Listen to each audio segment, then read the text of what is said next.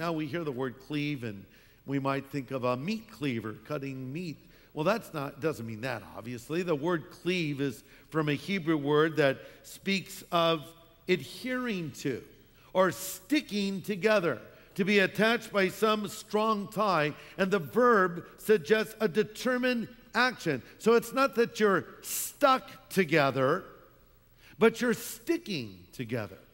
Sort of like if you were climbing a mountain, you're holding on. It's a determined action, and that's what you're doing with your spouse. You're holding on to each other, like you're stuck to the, no, holding on to, happily holding on to. There's nothing passive about it. When you come to the New Testament and the use of the word, they use a word that means to cement together and stick like glue, to be welded together so the two cannot be separated without serious damage to both. And that is true. When a marriage is broken apart, there's damage. What God has joined together, let no man put asunder, we hear it said. When I was a kid, I used to build models, and I was really bad at it because I would get glue everywhere. And so as I got older and I was an adult, I thought, I'm going to go build a model. I'll be much better now because I'm so much more intelligent.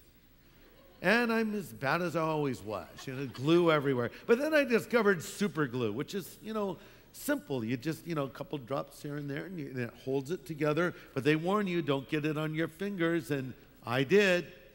And I glued my thumb and my finger together like this. So for a week, I walked around. Greg, how you doing? Okay. Okay, I should have read the directions on super glue.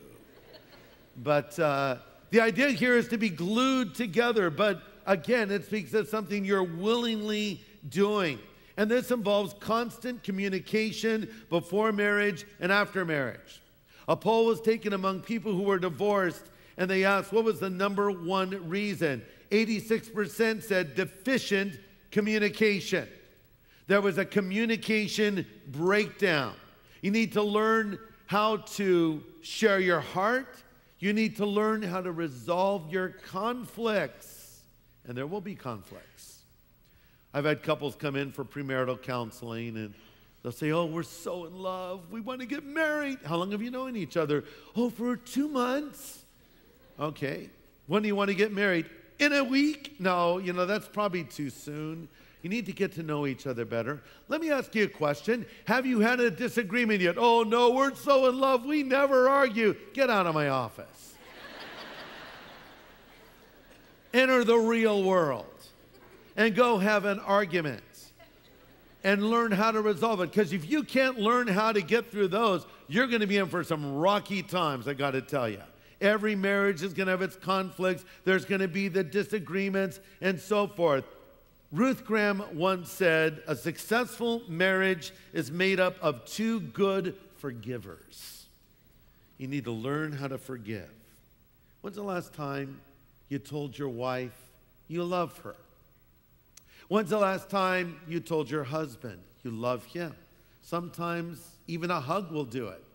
I heard about a husband and wife that were having some marital difficulties, so they went to see their pastor. And after a couple of times, he said, I think I've figured out what your problem is. And he got up from behind his desk and walked out in front of it and asked the wife of the man to stand up, and he gave her a good hug. And he turned to the husband and he said, now that is what your wife needs each and every day. So the husband frowned for a moment and then said, well, what time do you want me to bring her back tomorrow? Yeah, he kind of missed the point there.